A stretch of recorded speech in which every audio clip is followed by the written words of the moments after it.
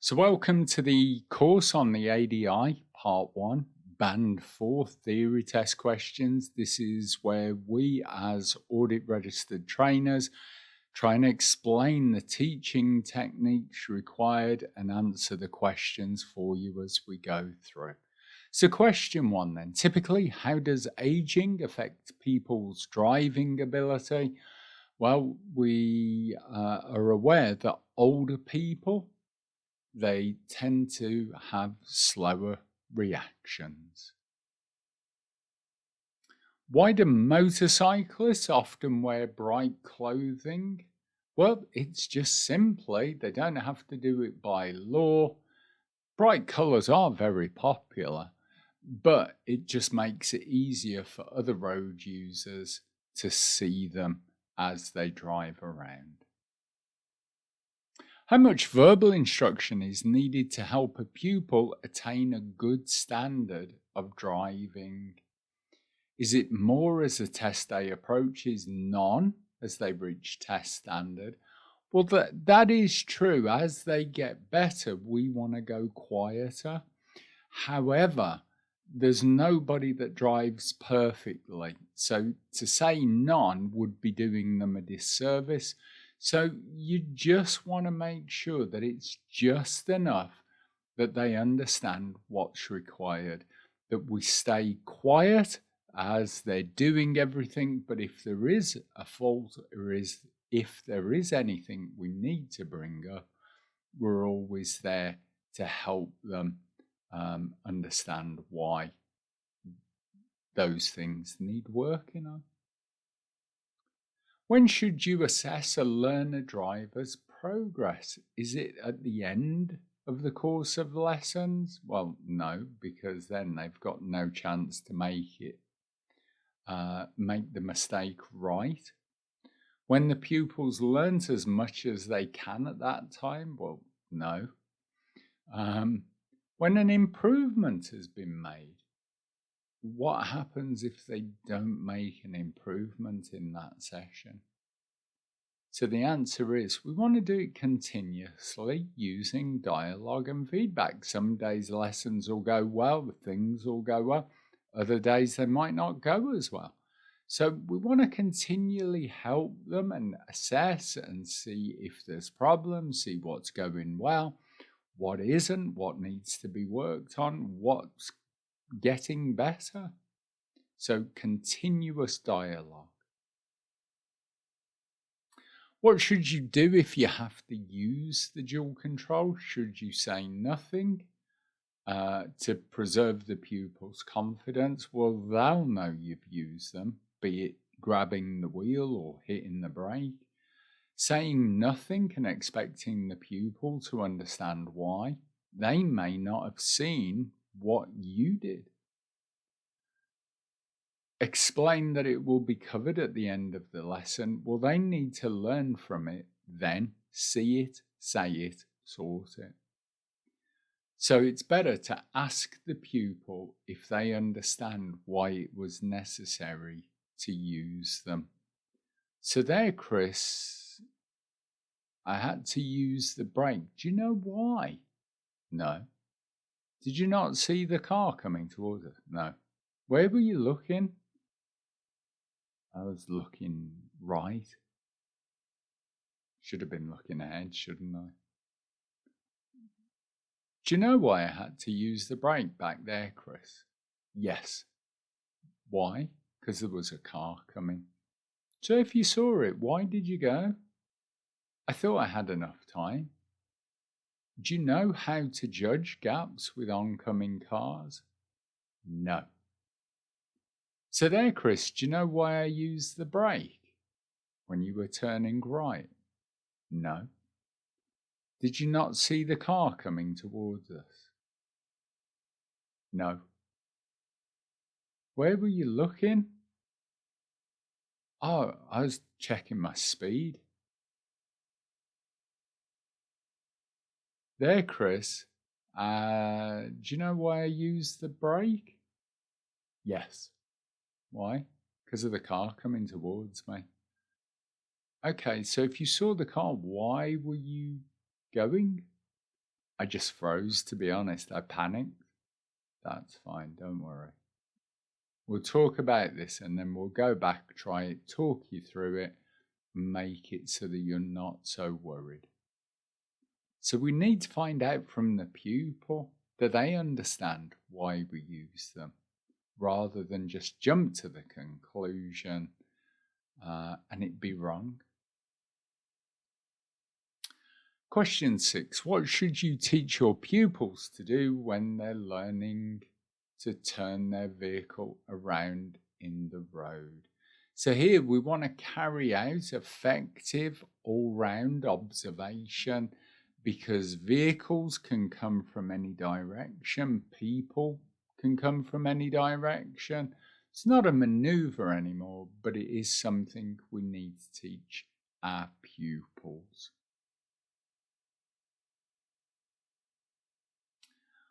What should you do if your pupil drives the rear wheels over the curb when they turn left? So the front goes round, but the back goes up the curb.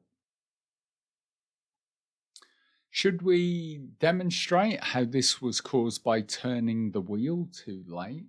Well, no, because if you were turning too late, you'd be more likely to go over the centre white line. This can be avoided by swinging out to the right. One of my pet hates. You're not a 40-foot lorry. Your car, even if it's a Range Rover, can quite easily follow the curb round without swinging out. Explain that the rear wheels cut in when turning left. They do, but that's not the answer for the band 4. We want to ask them to explain why they think this happened. Why? Well, let's find out from our explanation. Learning is far more effective when a pupil can identify themselves the reason why something has gone wrong. If they can't work it out, you can then help them understand with an explanation or a diagram where you show them why it happened. But when they understand the problem, the pupil should then practice this maneuver. So ask them first, do they know why it happened? And then we build from there. Part of what's called client-centered learning. Question 8. What should you do if a pupil stops making progress in their learning? Well, we basically want to discuss the reason why. Why have they hit this block in their learning? Do they understand this is what's known as KUSC? KUSC. Is it a knowledge problem? I keep asking you to stop at closed junctions, Chris. I don't know what a closed junction is, if I'm being honest. Is it an understanding? So what should we do at closed junctions, Chris? Well, we can keep going because we have priority. It's an understanding. Is it a skill? Why do you keep going when we come to these closed junctions? Why do you keep going to drive through? Well, I'm just starting to go into first gear, and every time I press the clutch down, it just goes through, to be honest. Is it a confidence problem? Why do you keep going to drive through these closed junctions, Chris? I don't want to hold anybody up behind me. So what's causing the blockage? Why aren't they getting better at a particular thing? Find out, discuss it. What should you do if a pupil you're instructing fails to make the progress you were expecting? Do we want to be patient and continue the well-tried methods of working with other pupils? No. Just because it works with pupil A doesn't mean it's going to work with pupil B. Do we want to go to more advanced situations? Well, no, if they're struggling with this, doing something harder isn't going to help. Do we want to repeat the same exercise? Well, we want to stay on the same subject possibly and give them chance. But if they're finding it too stressful, it would be better to change something, change the subject to something easier, give them a break for 20 minutes, half hour, then go back to it. But again, ask the pupil if there's a particular problem that's holding them back. Find out the reason why. You're teaching a pupil to move away on a downhill gradient. What advice would you give them about the gears? Use the highest gear available, use a lower gear than normal, use an appropriate gear, or use the lowest gear. Well, depending on the actual hill that you're on, downhill, we wouldn't want to use a lower gear because as soon as you take the handbrake off, perhaps you're already up to 10, 15 miles an hour. So if you were going to go into first gear, that's going to just pull the car back and cause problems. So is it use the highest gear? Well, no, because the highest available gear could be 5, 6, or 7. And you wouldn't want to just start off with that. So what's the appropriate gear? Well, it's not much of a hill, so just stay in first. It's a bit more of a hill. Let's try second. And this one, Chris, because this is a 7-speed gearbox, we can do this probably in third. Just what is the most appropriate gear for the gradient that you're on? What's meant by transfer of learning? Well, it's basically when associations are made with previously learned skills and knowledge. So, can you ride a bike, Chris? Yeah. You know, when you're riding a bike, how do you put your brakes on? Do you just do that on the handlebars and pull the brakes as hard as you can? No. Why? Because they'll go over the handlebars. So how can we apply that in the car, do you think? How should we use the brake in the car as well? Oh, the same, kind of gently, but increasing. Exactly. When you're a pedestrian, Chris, do you ever cross the road? Yes. Do you ever do it when there are cars perhaps in the distance? Yes. So what are you actually looking at? The car or the gap? Oh, the gap. So in the same way, that's what we're doing when we're turning right into the side road. We're looking at the gap, not the car. So stuff they've done before, but now you can transfer that and use it in the car. Your pupils' knowledge and driving competence improve. What's likely to happen to the level of instructor involvement? Will it finish? No, because you'll always need it with everyone up to the day of test. Won't remain the same. Hopefully it won't increase. It will actually decrease. The better you become, Chris, the quieter I go. And just a quick one with that as well.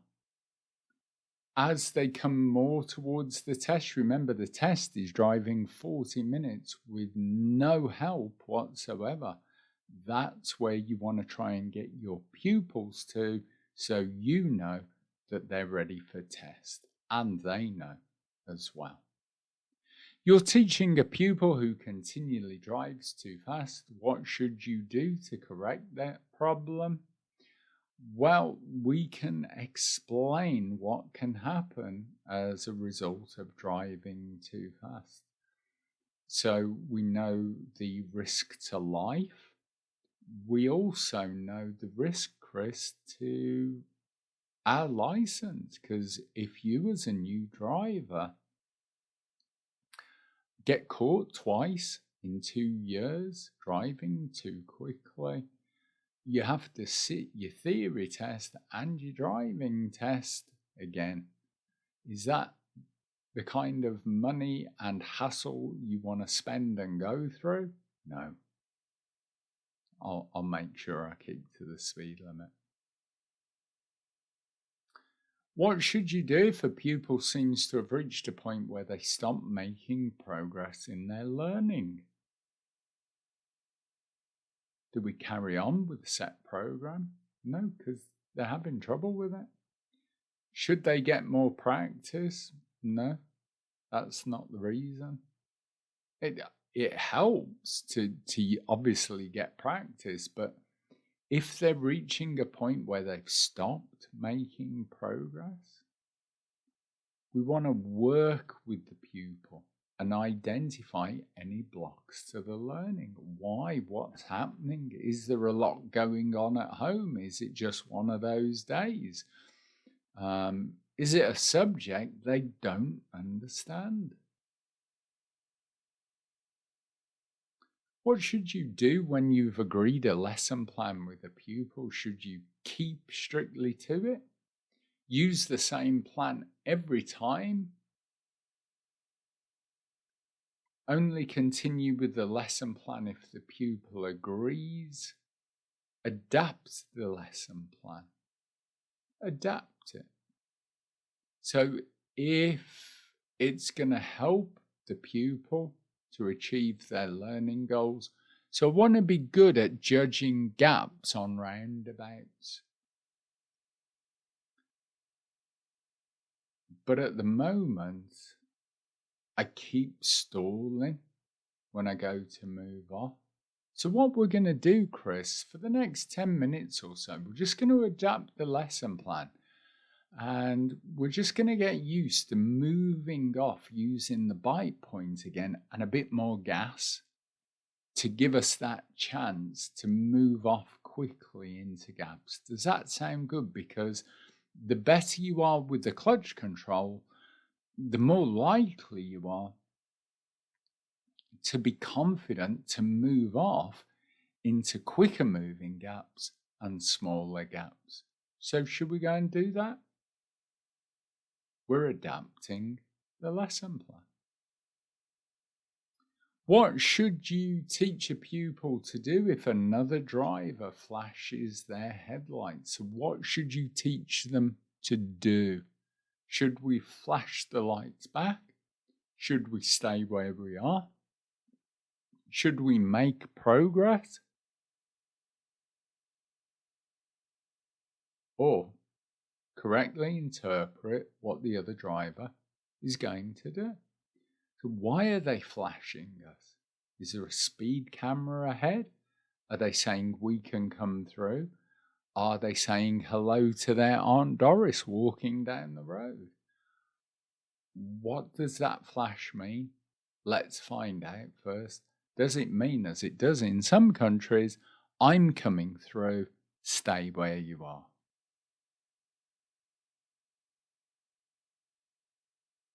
You're teaching a pupil to stop. What should you teach them about using the gears to help slow the car? Well, that's basically that changing gear isn't always necessary. Now, with 5, 6, 7 speed gears on the cars, you can pull up in second or third, and just as you come into a stop, the car might start vibrating and juddering. Well, just before that, you can press clutch down, stop, handbrake on into neutral.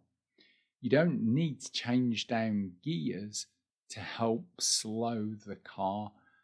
That was done because many years ago, brakes would overheat, so they would get you to go down in the gears to help with that. But for the last 25, 30 years, cars have got Formula One technology. So they don't need to do that anymore. Just come up in the appropriate gear, clutch down, come to a stop, just go into neutral.